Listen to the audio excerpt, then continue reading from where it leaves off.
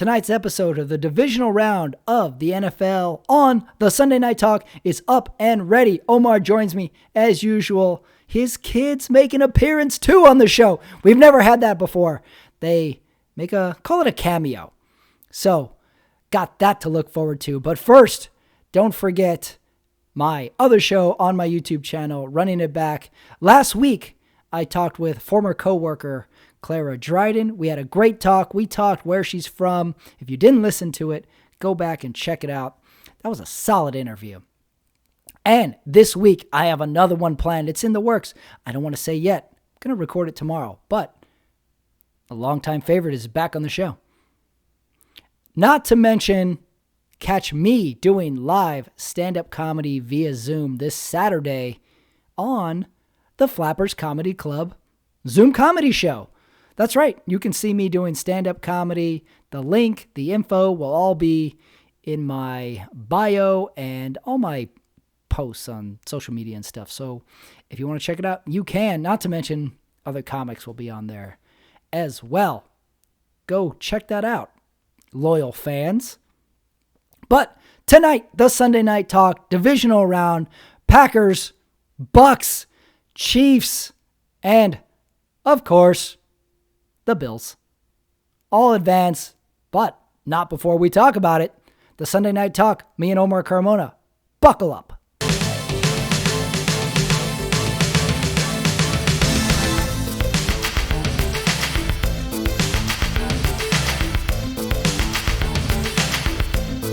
All right, we are here. It is 7:31 West Coast time.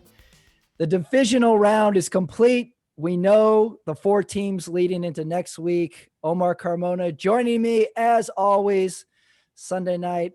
Omar, what was the most intriguing game of the week for you? You have the floor. I'm going to go with what turned out to be, everybody was writing off the Cleveland Browns, and it turns out they put up a huge fight. Are they cursed? Maybe. I mean, let's look back into that championship game, the Ernest Biner fumble right around the goal line. Oh, you're going way back from the start. I'm going way back. This is going to be painful. Ernest Biner is about to beat the Denver Broncos in the championship game. If they win, they're off to play the 49ers in the Super Bowl.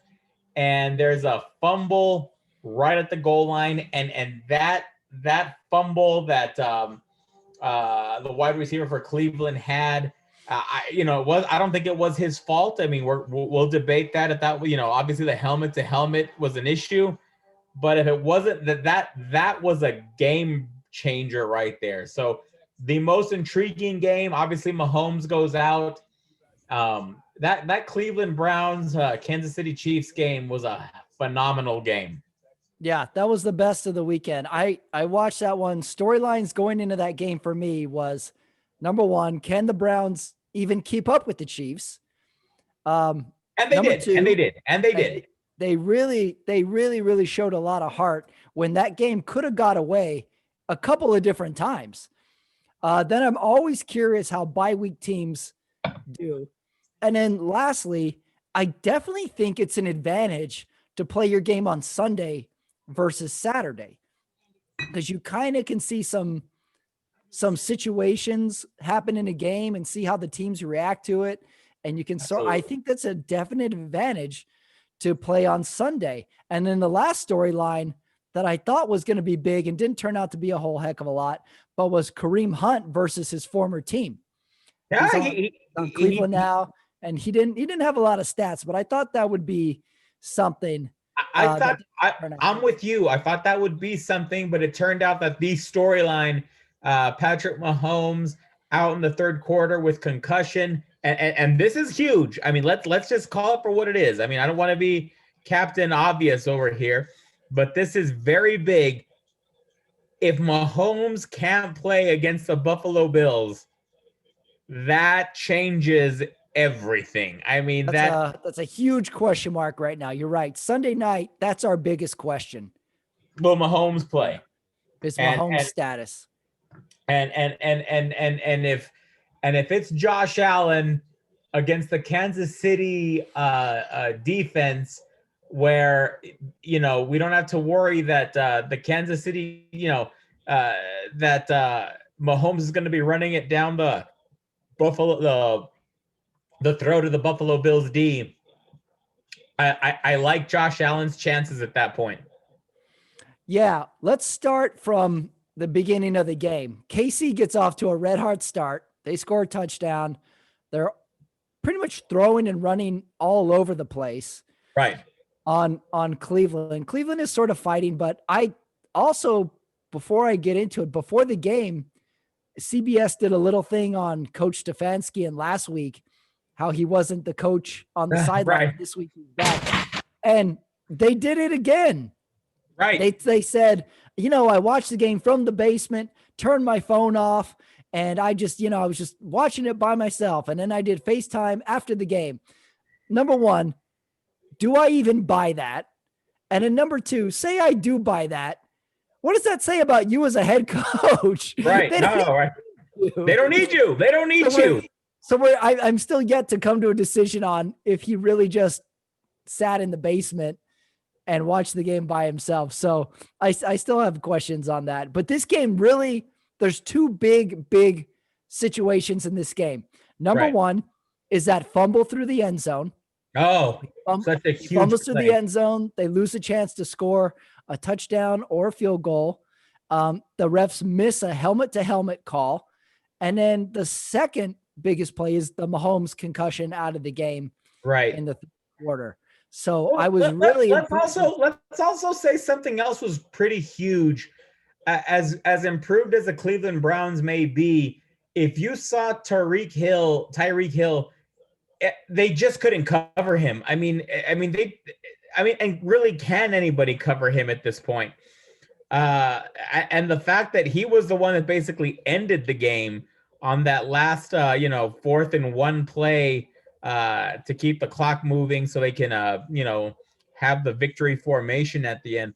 It's just no one can cover Tyreek Hill. If you play him on the line, if you zone, he's just his athletic ability is just too much for defenses.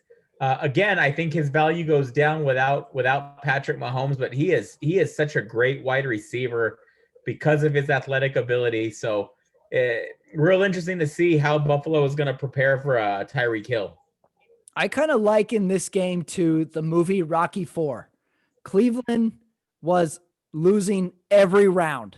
They were losing round 10-9, 10-9, knockdown, 10-8, and yet they sort of mustered up enough sort of game and enough sort of grit to take this to a one-score game, take it down to a final possession, make the offense beat them, which they ultimately did. But I would say it right now, the hot team for 2022 is the Cleveland Browns, much like Buffalo last year. Every year, they had game today. Every year, it seems like when we're talking about the Cleveland Browns, we're talking about this is the year they're going to have to rebuild. And this is the year they're going to have to just blow everything up, from the head coach to the quarterback, the defense. It's just got to be blown up. This is the first year in a long time that Cleveland does not really have to blow things up. Right. There's going to be some tweaks. The experience year. They just need experience here. And I'm going to put it to you this way. I would be shocked if they don't win the division next year. And I'm saying that when we're talking about the Pittsburgh Steelers and the Baltimore Ravens. It's funny. I'm seeing this shift in that division, that it was Baltimore and Pittsburgh for so many years. I'm going to go out on the record right now and say, watch out for the Cincinnati-Cleveland rivalry to overtake the other two franchises in that division. It's going to be interesting to watch.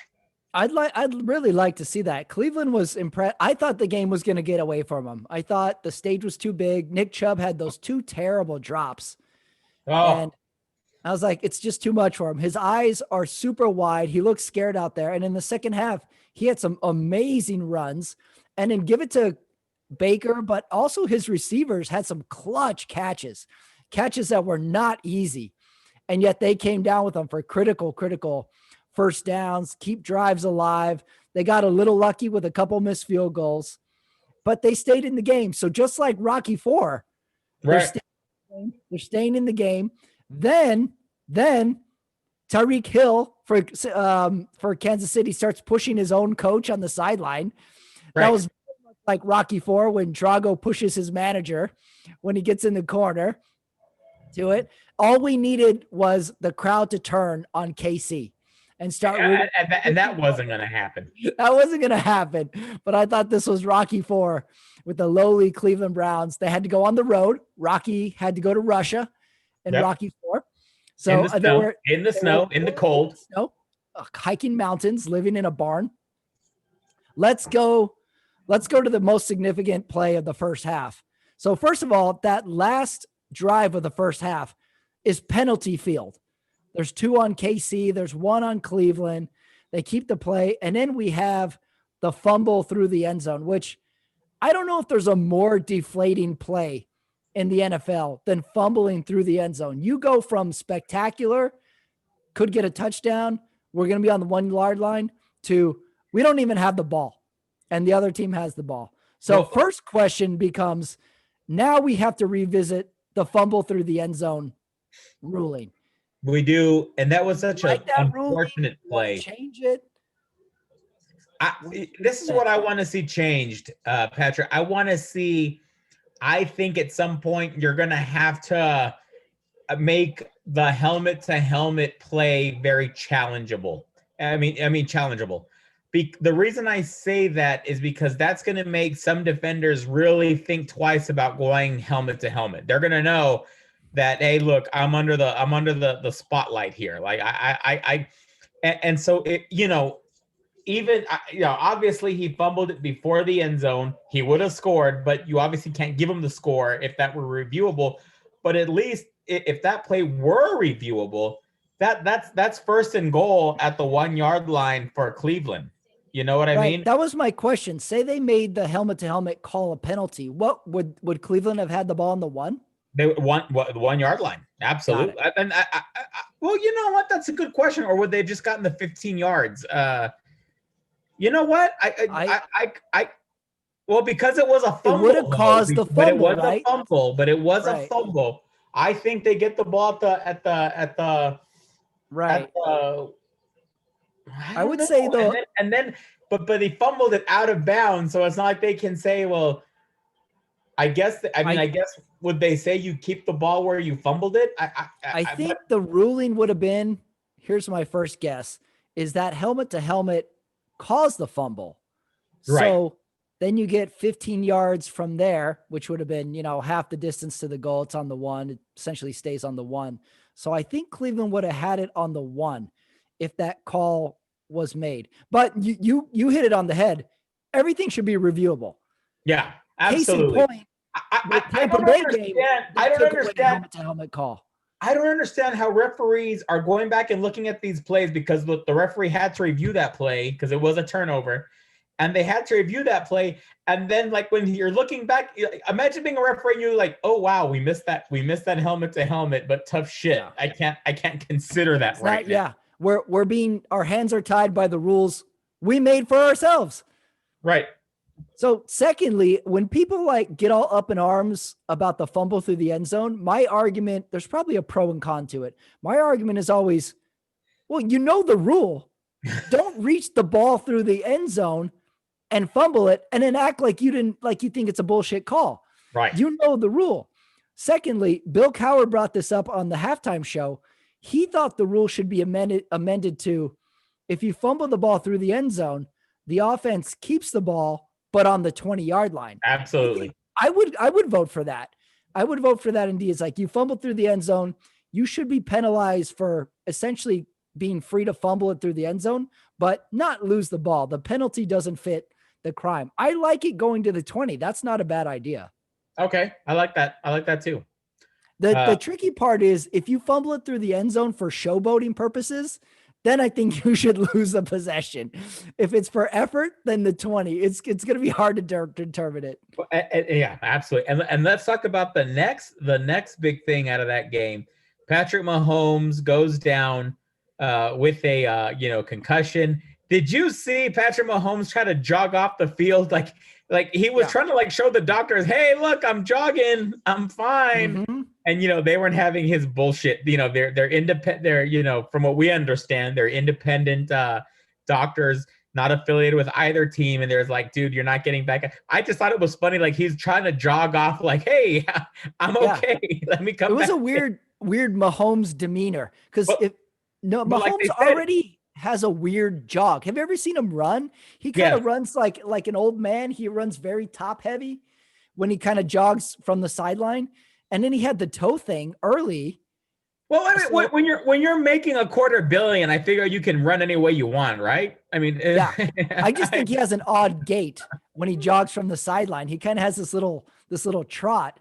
And then when he went down with the concussion and he gets up and he kind of falls back down, I still thought it was his toe because he planted on I did too. And I was like, no, it's his toe. It's his toe. And it didn't look like he got hit in the head that hard from the first look. And then like once they showed a certain angle, it did look like there was an impact. And then he looked dazed too. That was the other thing. Is he looked dazed. So he goes out. That was the other big turning point of that game. But hey, Cleveland was in it. I sent a text message to my my stepfather, who's a diehard Cleveland fan, who was in he was there in the dog pound when John Elway completed the drive in the AFC Championship. So I mean, if you're in the dog pound at that game, history. I mean, that's incredible. Diehard. I said, look up, keep your head up. You guys are gonna look good. But other than that, they had a chance at the end. It was a great chance for them. Mahomes, and Henne, that last run at the end that even put him in the position for 4th and 1. That was incredible. That was so incredible. Right. That we go to Henne to the rescue. He gets in there. He throws the one pick. That's when I thought the tide could turn. I did too. I did too. I was like, this could turn. Here's the. I'm listening. Let me let the dog out real quick. Okay, I'll pontificate. I'm here. All right. Okay, quick Henne history. Yeah. As he goes in, Henne. What's his first name? I already forgot. Chad Henne. Chad Henne comes into the league from Michigan. He won the Capital One Bowl. He was drafted by the Dolphins. Then he played for the Jaguars. Yeah. On the Chiefs. And here's the last sequence leading up to the 4th down for the ages. Cleveland can't convert on 3rd and 11. They punt it. Cleveland then sacks Chad Henne, making it 3rd and 14. Right. Then he runs for 13 yards, making it a 4th and 1. And then the 4th down for the ages, which I thought was really, really funny. They tricked Romo. Romo's going up there saying they're going to hard count him and call timeout. They're going to hard count him and call timeout. And they do the hard count. And then they run the play, the sprint right to Tyreek Hill. They execute it. And that's the ball game. If there's anything better that could have happened in this game, would have been Cleveland could have had one more shot on the offense to see if they could have done it. But big respect to Henne, and I guess just the Kansas City offense. Okay, so let's we're gonna talk about predictions, and let's let this sink in, and don't answer this question now. If Chad Henne's starting next week in Kansas City, how do you think that game is going to be? But let's talk about that later. Let's go to the next big game, and wow. We'll keep that question for the questions portion. Yeah. 2 offensive giants. All right. Drew Brees, Tom Brady. I mean, we saw the stat lines all week. They're number 1 and 2 in every major passing category. And so I want you to keep that in mind. They're 1 and 2 in every major passing category. And that's with Peyton Manning, his stats considered. So, I mean, clearly 2 guys that have have been so great at what they've done for so long. And for them to meet this way, You know what? I mean, obviously, Breeze is the younger quarterback. I mean, believe it or not, he's younger between the two, and obviously Tom Brady is winning that round against Father Time. But it was just so good to see, and you hate to see. Apparently, it has been confirmed that Drew Brees will retire after tonight's it was his last game, but which is he's such a good guy. What he's meant to New Orleans, and his last game, he's only won one Super Bowl. I think his legacy is gonna. He's a top 5 quarterback of all time. He's a top 5 quarterback. But wow, to see this happen, Drew Brees, Tom Brady, and Tom Brady is going to play in his 14th. I repeat, 14th. I couldn't believe that stat. 14th championship game. That's unbelievable. I gotta say, the end of this game was downright sad. They kept going. Brees throws the interception. The look on his face is completely empty. He's on the sidelines looking at the iPad. He's rubbing his brow. And he does the wave as he's walking out. It was brutal. And then you think about it, there's only 2 ways you go out as a player, especially a quarterback. Number 1 is losing, right, which is probably 99% chance, or number 2, winning a Super Bowl and retiring. Look at every single QB. Favre, Breeze today, Elway went out, was one of the rare ones that went out on top. Elway finished a 2-peat. He finished it back-to-back when he retired. Top. Yep. So there's no other way you leave the game other than really, really going down hard with a hard loss. It was downright brutal to watch Drew Brees. And then they also captured a little bit of the audio of him and Brady shaking hands after the game. And it looked like Brees was going to cry. It was hard to see. I turned my emotions very quickly on that. I was like, oh, I don't want to see him go. That was tough. It was tough. The first game in Drew Brees' career in the postseason, 3 turnovers. And you don't want to see that. He didn't have a great game. You're right. It was not a great performance by him. My storylines going into the game were the obvious Brees versus Brady. And then this is round 3 of their matchup as well. Then, they played up the age thing. So here's a couple potential names we could have given this game. Number 1, we had the Scott Bakula Bowl. Okay. Number 2, this isn't your dad's playoff game. Oh, wait. Yeah, it is your dad's playoff game. Then there was the battle of the experienced. And then finally, the pre-social media matchup. Okay. So lots of good ones there. Big storyline too that I thought got kind of underreported was no Taysom Hill for the. Look, I like the. Could that have made a difference? I liked the Buccaneers' chances before the Taysom Hill thing, but when he was ruled out, I said, "Wow!" I mean, that takes a huge portion of their game plan, I'm sure, when Taysom Hill can't play, because Taysom Hill's a guy that when he lines up, he's going to move the sticks. That's all Taysom Hill knows how to do. I mean, he's going to get first downs. So that was big. But how about this? Your guy, not mine. Your guy. My man. Jameis Winston goes in and throws the longest passing play of the New Orleans Saints season this year. Yeah.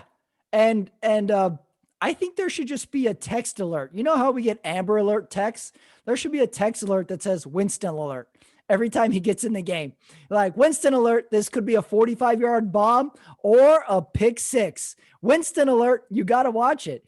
Interesting enough, I don't know if this was exactly true, but Aikman pointed it out. They ran the same trick play the Bears did against them last week. That's crazy. That was crazy. They did. What the hell? Talk about ultimate insult to the Bears. Like, hey, buddy, this is how it's done. Also, with the Winston celebration, why doesn't he do that after every play? He should do his W finger licking celebration. You got Aaron Rodgers does the belt thing. Zeke Elliott does the feed me thing. Winston should do that celebration. That's his thing.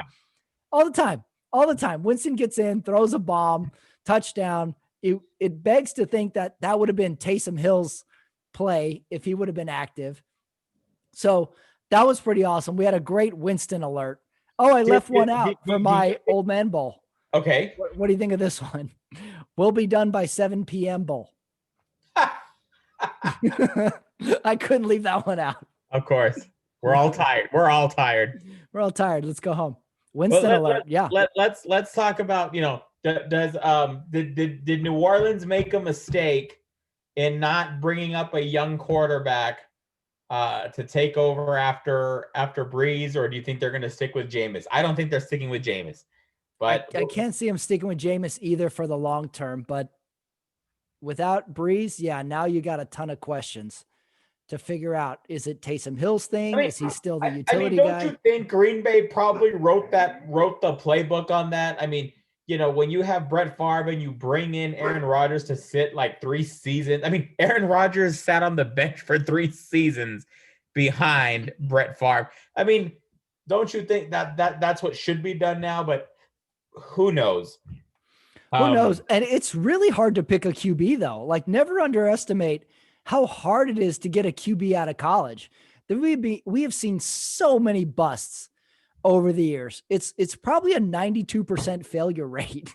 Look at every right. QB drafted first. It's hard to pick one. What's so hilarious is that, remember on draft night when the Packers drafted Jordan Love and everybody was talking, we only talked about Jordan Love for about 2 weeks, because next thing you know, Aaron Rodgers has an MVP season, and no one's talking about. I forgot about that. Right. If the Packers are thinking smart, they need to find their Aaron Rodgers to replace their Aaron Rodgers this year or the next. So it's a nonstop throw out the Christmas tree to get a new one cycle. And it is not easy to do. Back to the game here. We started the fourth quarter and it was tied. Bucs Saints tied fourth quarter. 2020. New Orleans has the turnovers. Then the refs pick up a helmet to helmet contact flag that we talked about, which, begs the question, why can't they review it for non-helmet to helmet as well? So then essentially the Buccaneers just put the Saints to sleep. They throw the pick. Brees throws 2 picks in that second half. The Bucs get the first down. Do you think Kamara was underutilized in this game? I think so. I didn't get to look at his stats, but he just seems unstoppable. That was a huge issue. And I don't know why he didn't get the ball more, but obviously hindsight's always 2020. It seemed like New Orleans was doing such a good job in the beginning. They were up 13-3 for a good portion of that game.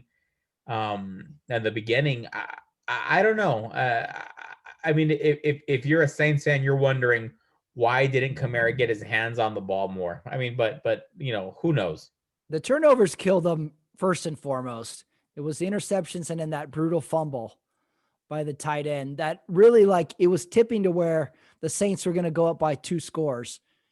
And then they fumbled, and then the Bucs are right back in it. So those turnovers were the key. And it just sucks that it was Drew Brees' last game, as it was confirmed. I didn't know it was confirmed. He's retiring. That's it. He's retiring. That's what I'm reading. Tell me if you noticed this on the Buccaneers bench. At some point, Brady goes to sit on the bench, and behind him, there's a guy who has a full-on desk going behind Brady. He has he has a pen, paper, he has an iPad, he has a Diet Coke. I'm like, this dude is conducting full-on business behind the bench. I just want to know what that guy's role is on the bench. I love it. I love it. He's got a whole office going back there, which makes me call BS on the Stefanski coach in the basement. This guy's on the bench with his own desk, and he's just taking notes. He's taking the minutes. He's taking stats. It's like, I don't buy it that Stefanski has to be totally isolated. He's the Johnny Five of assistant coaches. But let's talk about yesterday's games. Let's go to Saturday's games. Let's do Saturday's games, and I thought that I thought that the Bills are going to have a difficult time with the Ravens. I really did. But it looks like maybe Lamar Jackson is just cursed in the playoffs. He got a win last week, but he just did not look great.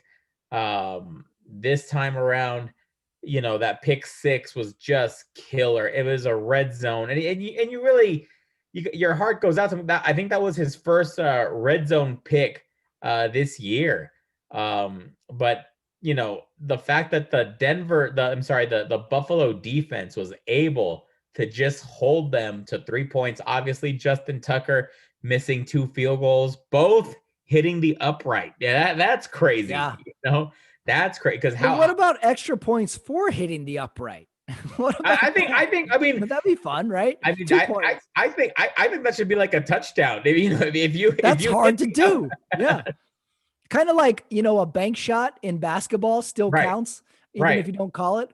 Right. What if you bank? Oh, no, you got to bank it in. It in so it hits the upright, then goes in? Yeah, if you hits the upright and goes in, an extra point. That's a touchdown. That's a touchdown. Yeah. Why not that? If let's really keep going with the rule changes. Definitely. And like you said, that red zone pick six, that might be the most deflating play in the NFL. Instead of the fumble through the upright, you're right there on the doorstep and it just flips. Swing. It's just a swing. And let me tell you, that DB, man, that was a sprint. I mean, he outran everyone. I mean, he just ran and ran and ran. Whether Mahomes plays next week or not, I don't think we should underestimate the Buffalo Bills. I am going to go out. I'm going to go out on the limb. And, I've been talking big about Josh Allen. I am, with the 49ers gone, I am Bills Mafia next weekend. Oh, really? Favorite, non-favorite team all the way. Yeah, I'm going to go with the Bills. Patrick, when you and I were growing up, we saw the Bills lose 4 straight Super Bowls. And the funny thing about that is they got worse and worse. Remember, it was like they missed a field goal in the first one, and then it was just ass kickings right after that. Yeah. And then they would dominate every regular season, great duels, Kelly versus Marino in that division.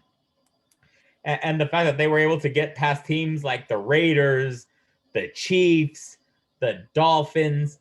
I mean, my heart goes out to the Buffalo Bills fans, and I think it's time. Let's go all in the Buffalo Bills. Yeah, we gotta think of our 4 picks, the 4 teams remaining. What tags each of them get for each one. Sentimental favorite is got to be the Buffalo Bills, right? Sentimental favorite got to be the Buffalo Bills. But then you say, wouldn't it be something if Tom Brady goes to Tampa Bay and he's playing in a Super Bowl in Tampa Bay? We still have that in play. That's true. We still have the home field Super Bowl. Yeah. What will we give the Bucks as their tag going into it? You got Tampa Bay. Tampa Bay beat the Packers 38-10. So anybody thinking that, wow, this is a walk, this is a gimme for you're out of your mind. That Tampa Bay Green Bay game is going to be great. Okay. Mm-hmm. I mean, I don't think they're going to get blown out 38-10, but I mean, look, Green Bay took an ass kicking against the Tampa Bay Buccaneers last time they played. So let's see what happens. Okay. I'm going to give them, what about this? We give them the Michael Jordan favorite team. We got the greatest all time, just trying to flex his muscles late in his career. So Michael, you got sentimental favorite, Buffalo Bills, Michael Jordan favorite, Tampa Bay Buccaneers and Tom Brady. Right. Then you got Green Bay. What would we give them? We got potentially the class of the NFL. We got, I haven't announced it yet, but everybody seems to say that Rodgers is the MVP. I'm going to give, okay, hold on. Let's think about this. I'm going to give the Packers the LeBron James tag. We all know Brady's the best ever, but somebody's got to take the throne. So somebody's got to play the LeBron. So maybe the Packers are going to get the LeBron James tag. LeBron James, would I give it LeBron James Miami tag, LeBron James second Cleveland team tag, or LeBron James Lakers tag? Right. Yeah, I'm trying to think where he's at, just the height of his powers. It's got to be second Cleveland or Lakers, one of those two. Absolutely. Absolutely. And then who's our last team? Well, Kansas City. Kansas City's our last team that we got to give. And they're going for a two-peat. And you know, right, a back-to-back team. And it's such a rare feat in this day and age to repeat as Super Bowl champions, and they're going for it. So let's see what happens. Okay, the back-to-back team, the repeat champion. God, we got some juggernauts going head-to-head. I liked how they did a big thing on the Bills Mafia before the game. Also, like, were you okay with NBC getting this game for their playoff game? You know, because as Al Michaels and Chris Collinsworth game. And then can I say, Al Michaels, stop jinxing the kickers. Every time he says how good the kickers are, they miss it. And then Al Michaels gets to use the word doink 50 times. I'm pretty sure they told him in the commercial not to say it anymore because he laid off it when they came back. That's for sure. Al Michaels loves the word doink. Absolutely. What else do I have? Also the Bills. I'm going to give the Bills the award of, we don't need no stinking run plays, Bills. I think they ran the ball 3 times. Yep. They've got it perfected. Hey, you got your kid joining. Say hi. Okay, get out of here.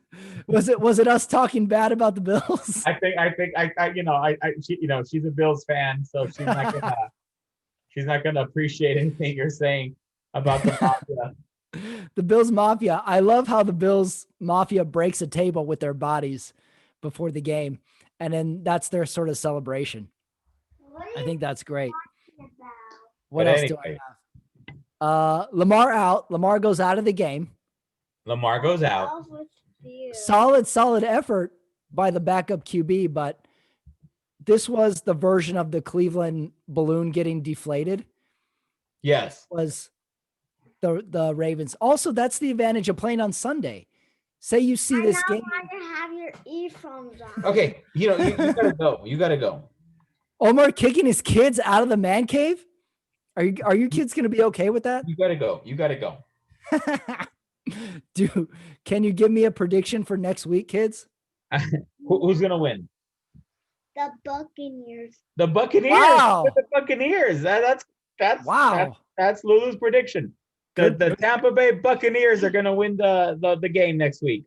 Solid on the road. They beat the Packers. If they win, then you have to. If they do win, then you have to come back, Lulu, and we'll discuss it. Guess what? The king has not. You're not. Okay. I always come down here without getting scared. Okay, let's go. Really? It's a scary place. I've been in there. How have you been in there before? He's been here. Okay. So I've been there. Anyway. I've been there. All right. Continue. Our last game, the Rams versus the Green Bay. Goff starts, and I give Goff a new name. Jared the Glove Goff. You know I love matchups. We had the number 1 offense, Packers, against the number 1 defense, Rams. Surprisingly, the story is the other side of the ball. The Rams offense played good, and they put up points. So go figure. It was a total backwards sort of game. But ultimately, I never felt the Rams had a chance in this game. I don't either. And, 32-18. And, Aaron Donald did not seem to cause the havoc he didn't. He was supposed to. So your daughter Lulu is making a better defensive effort than Aaron Donald did during the whole game. So she's at least wrapping up. So it was tough. But again, Jared Goff was not great.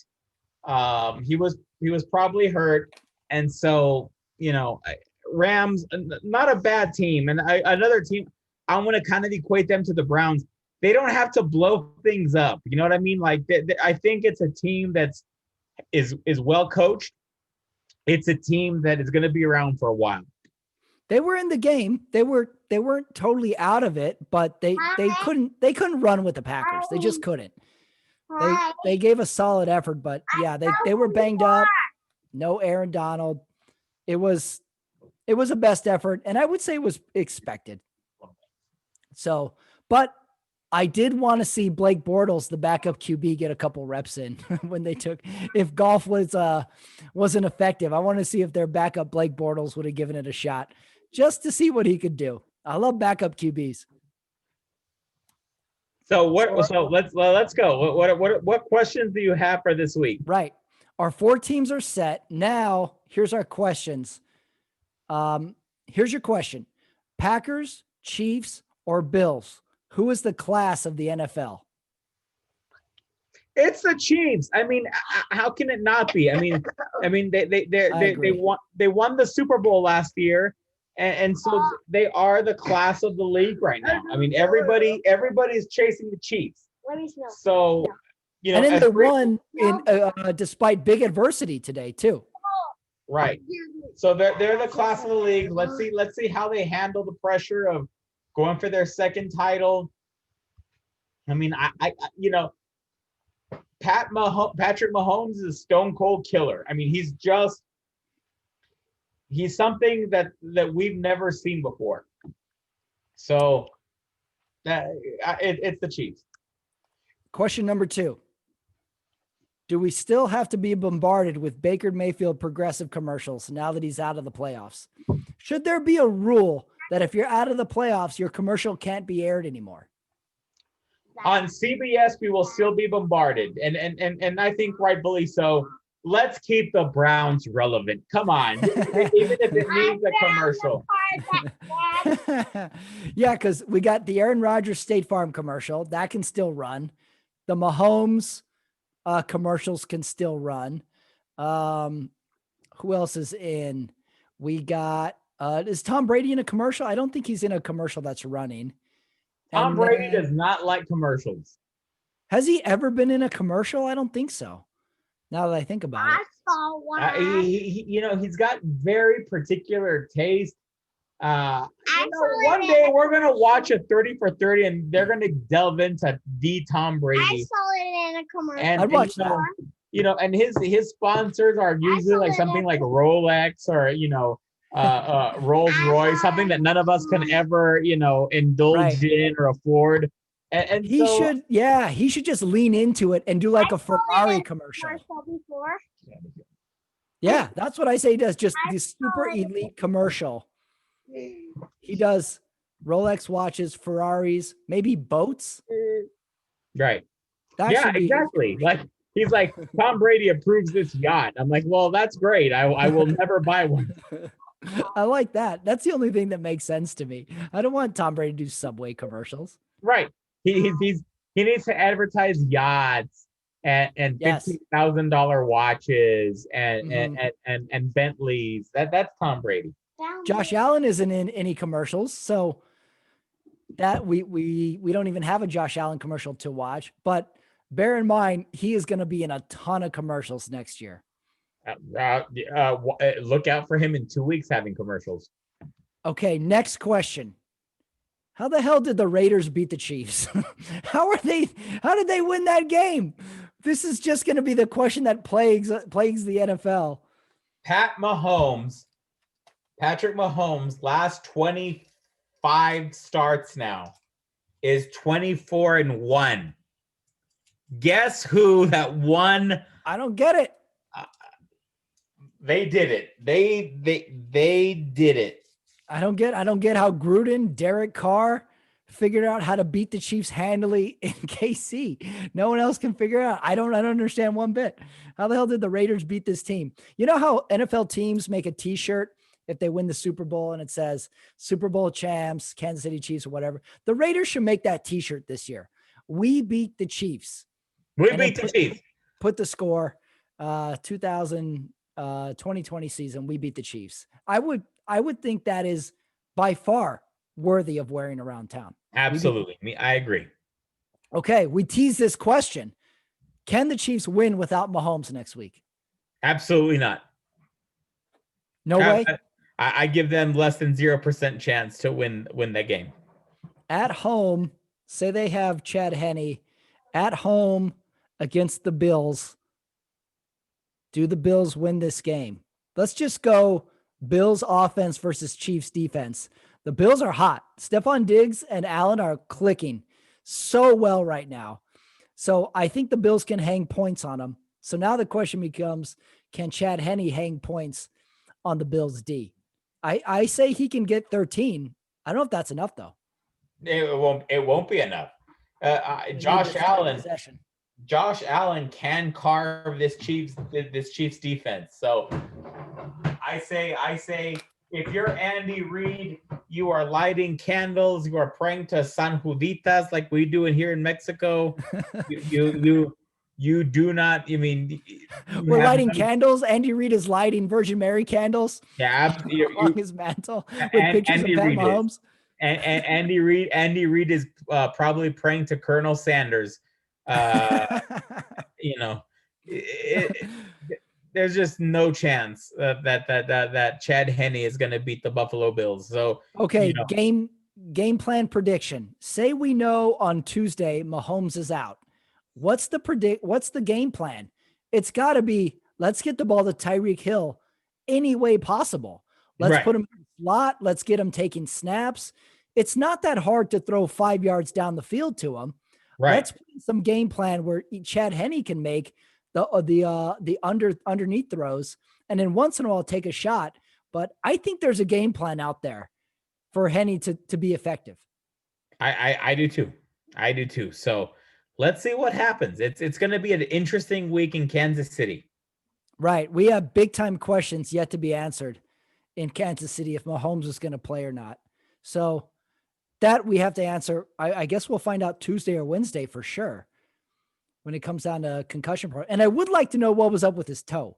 What exactly was going on there? Maybe he just like ripped the nail off. Maybe. I don't know. Okay. Last question right now. Super Bowl prediction. Who's in the game?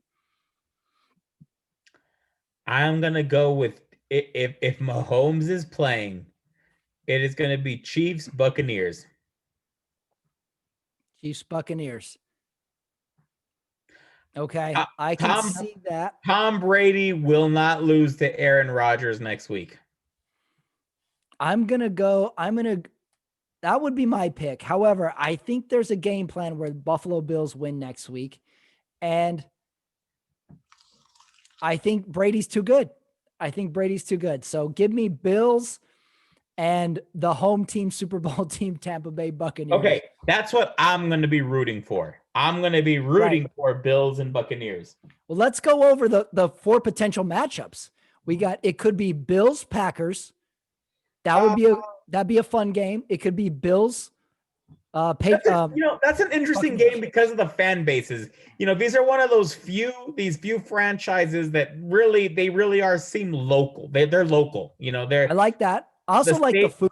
The food with those fan bases is great. We got Wisconsin food. We got Buffalo food. That's fun to go head to head with. So that's good.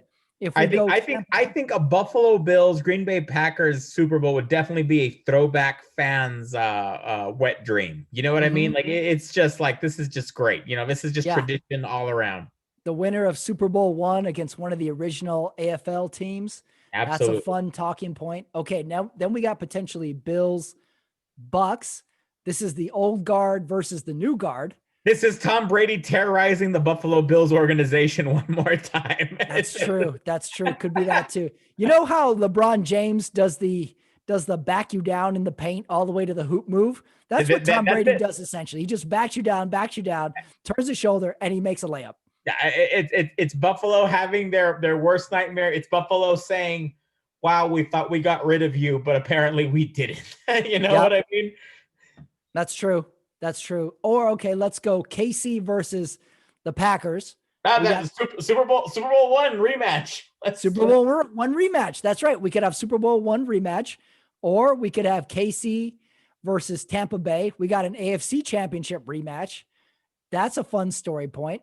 I like that too. So Potential Super Bowl matchups are always my favorite. If you go through like the history too, there was so many potential Raider Dallas Super Bowls that never happened. There was a lot of potential Raider 49er Super Bowls that never happened. Well, I love potential matchups that could have been. Let's look at it this way. How about Tom Brady possibly winning his 7th Super Bowl, more than any franchise in the history of the NFL? I mean, he would have 7 Super Bowls and no other franchise has more than 6 Super Bowls. I mean, that is just big too. So huge. It's just so huge. I mean, that's saying that's the statement that says I didn't need Bill Belichick at all. That's the big winning matchup. Brady versus Belichick. Brady won this year 10 times over this year. He's in the NFC Championship game. Belichick didn't even make the playoffs. Right. With Cam Newton. So big win for Brady. And he's looked good all season. I wonder if you can't recount the MVP votes. I wonder if he deserves an MVP votes. That would be the ultimate shove it in your face if Brady somehow won the MVP. Okay, let's go on to the awards. It's Sunday night. Tomorrow is Martin Luther King Day, meaning a lot of people have the day off tomorrow. Schools would be closed. However, they're already closed.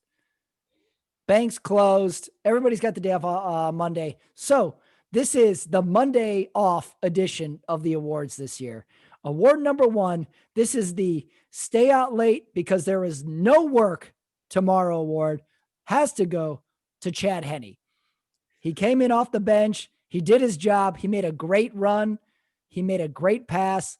He should party down like crazy Sunday night. He gets that award.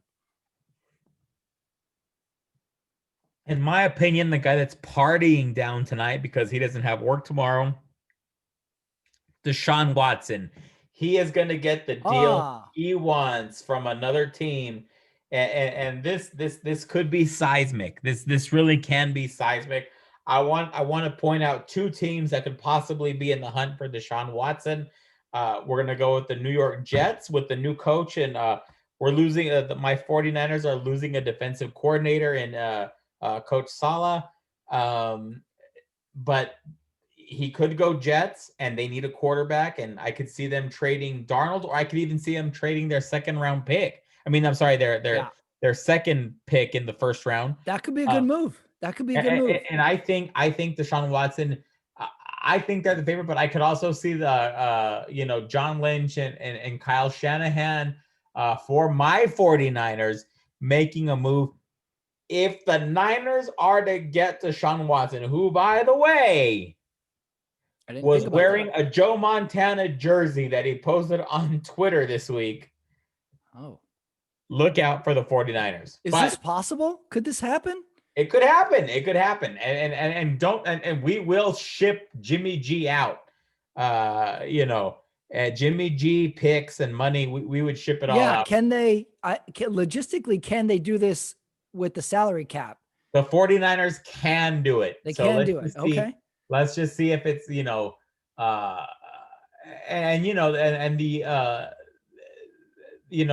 allure there is you'd be you like trading these superstars outside of your conference. Obviously, if you send them off to the Jets, there's Deshaun Watson is still in your conference, but let's see what happens. I had this thought the other day. Urban Meyer is now the coach of the Jacksonville Jaguars, and I'm seeing a lot of memes. If Trevor Lawrence goes to the Jaguars, this could be a great union. Urban Meyer, a great college coach. Trevor Lawrence, great player. This could be a good union. Hey, what about this? What if Trevor Lawrence says, hey, screw you guys. I'm not even declaring for the draft. I'm just going to work out for the next year. Does he become a free agent? Does he have to enter the draft? I don't know how the rules work, but I'm going to say I'm not going to be in this draft. They do give you a waiver so you can back away from it. But I think the Trevor Lawrence to Jacksonville is a match made in heaven. Think about it. He's a Clemson guy. Jacksonville is not too far. from Clemson. So his fan base is already the Deep South. So I think that Urban Meyer, who coached for, in Florida for many years, I think this is going to be a very popular pick. Trevor Lawrence to the Jacksonville Jaguars. I think that deal is done. That's set in stone. It's over. I just wonder what's possible with the draft. If you think about it, the draft is strange. Say you graduate top of your class in medicine, whatever, law, you know, the law firms, the medical companies are after you, not the other way around. It's not like you get picked and you have to go there. Right. I wonder if there's any route where someone says, I'm not even going to enter the draft. I'm just going to sit out a year and just keep working out. Right. Do they just become, I don't know what the rules are, but it is odd that the word is like, all right, you had a great college career. Now you get to go to the worst team in the NFL. Right. And which can be a career killer. Who knows? Right. Award number 2. This award is we've got all Monday to figure this out award. This goes to the Bills Mafia to record a brand new smash the table video. I like that. It's so you got true. all Monday. I don't know what they're going to do. I will say this real quick. I heard that the Bills Mafia donated a ton of money to Lamar Jackson's charity from Louisville, which is so impressive. You know what I mean? Like the fact that they would do that. The CEO of that charity came out and said that she couldn't believe the amount of money that the Bills Mafia was sending. What a classy fan base if that's the case. Wait, the Bills Mafia is a nonprofit organization. They have a chairman. What is this? I don't think they're nonprofit, but they definitely donated a ton of money. How did they do this? I've really underestimated the Bills Mafia. What's next? The Raiders Black Hole is going to have a 5K. This is crazy. Maybe. Why not? Maybe. What if the NFL's unruliest fan base just went total charitable and they just do good for society? That'd be unreal. Yeah. The Philadelphia crowd, which threw snowballs at Santa Claus, now donates puppies to underprivileged children. I don't know what to think anymore. Up is down. Yeah, it's true. Up is down. Next award. This is the day off. We're not taking a day off award. This goes to, it has to be Aaron Rodgers. I get the feeling this guy never smiles. If he does, he's pissed off the next day that he did smile. He's in early Monday morning and he's making his backs and receivers show up too. This is the day off. We're not taking a day off award. We're not taking a day off award. I'm going to say it's got to be the Buffalo Bills. I mean, you have no idea what to prepare for at this point. All business. They're getting in their game planning. They have to be all business. Is Mahomes in? Is Henne in? It's gonna be a tough. This is a very difficult week for the Buffalo Bills. Last award. I struggled with this one, making it day off themed award. Here's the best I could come up with. Spends his Monday studying award. And this goes to the medical science team that somehow fixed Drew Brees in the middle of the season.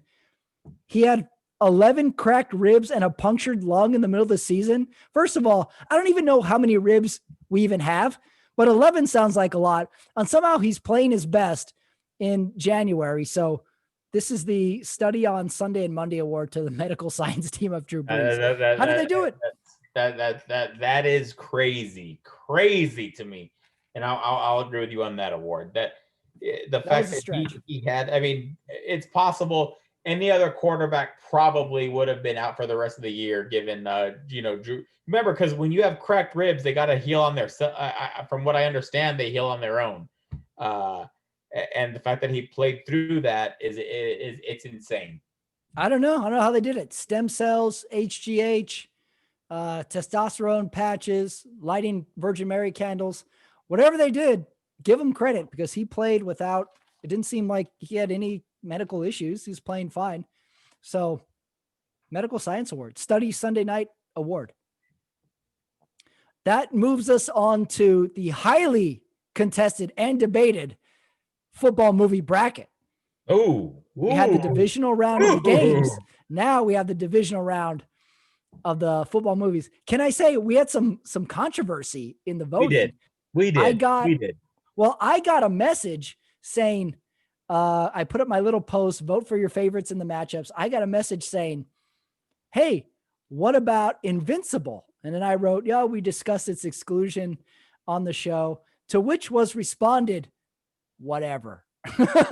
So a little hate that Invincible. Can I say, though, if I ask you who's going to win, Bills or Ravens, you can't say, I like the 49ers. Right. You just have to vote on the matchup. Right. So I'm with you. Little heat in the bracket. All right. Our Rudy versus the Little Giants matchup, taking the win, the movie Rudy. Rudy moves on.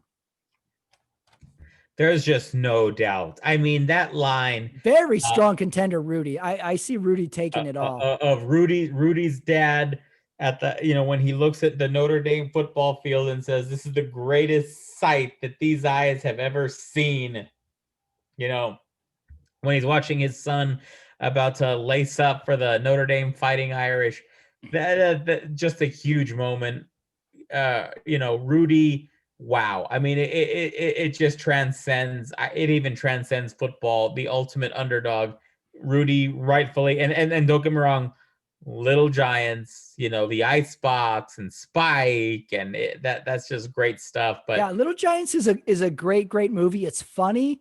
I thought the Little Giants had a shot just because of the age factor. I thought people in their 20s now know Little Giants way more than they know Rudy. So I was thinking there might have been a groundswell for Little Giants, but it didn't happen. Rudy prevailed. I mean, and with Little Giants, you can't shake the fact that Al Bundy is coaching a little kid team. I mean, it's insane. It's perfect. It's perfect. I need Al Bundy, Ed O'Neill in more coaching roles. Put me down for Craig T. Nelson, Ed O'Neill. They need to be a coach in a movie every third year. Well, how about maybe they need to be a coach on a real team, and let's just see what happens.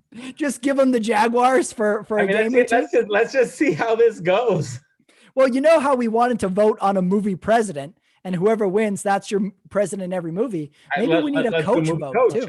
Let's do Craig T. Nelson. Craig T. Nelson doing the offense, and Ed O'Neill doing the defense. Oh, write-in vote for Josh Lucas. I think he's a good coach too. Good movie coach too. And maybe Denzel Washington too. Definitely crack the whip. Denzel Washington from I remember the Titans. But next round, the MTV region was Varsity Blues versus The Program. Probably our closest vote. The win goes to Varsity Blues. Moves on. That's a close one. It really is a close one, but Varsity Blues, I'm going to go with two. Another good coach role in that one. Great. But the coach you angry hate, coach, coach you hate. Bud Kilmer, played by John Voight. I just love his lines, his few lines, keep it up, asshole. When I love it. Great movie, and I'll say that is definitely the MTV region winner for sure. In the world of Hall of Fame coach lines, this is what I would offer. My brief history of playing high school football, this was the greatest coach line. Whenever a coach would say, hey, get over here or get in there, and you would run, but your speed was not to satisfactory pace, the coach would say, boy, you're slower than dog shit in January. To this day, I don't know exactly what that means, but I know it's a great coach line. So that'd be my offering as far as coach lines. I like that. Okay. I definitely, another real quick on, that Bud Kilmer, John Boyd, he just knew how to play that role so well.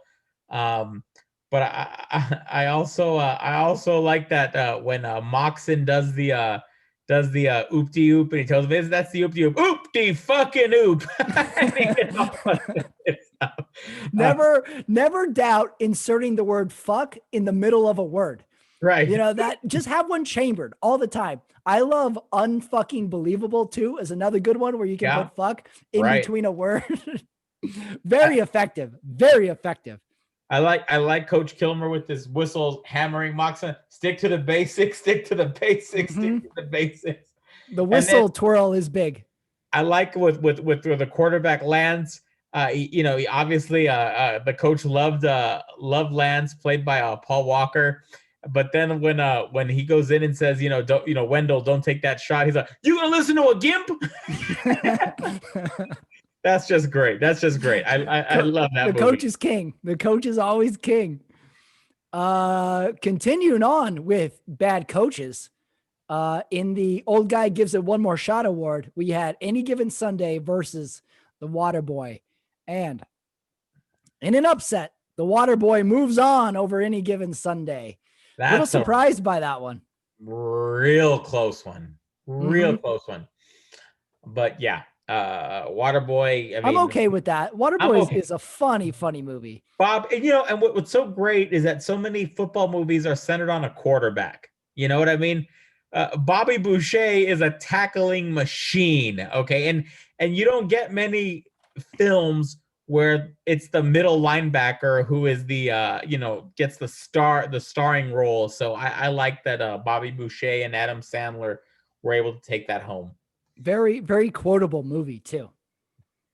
Our last bracket, the underdog region, we had The Replacements versus Remember the Titans. For the win, Remember the Titans moves on. Not a big surprise there, but we got Remember the Titans on to the Final Four.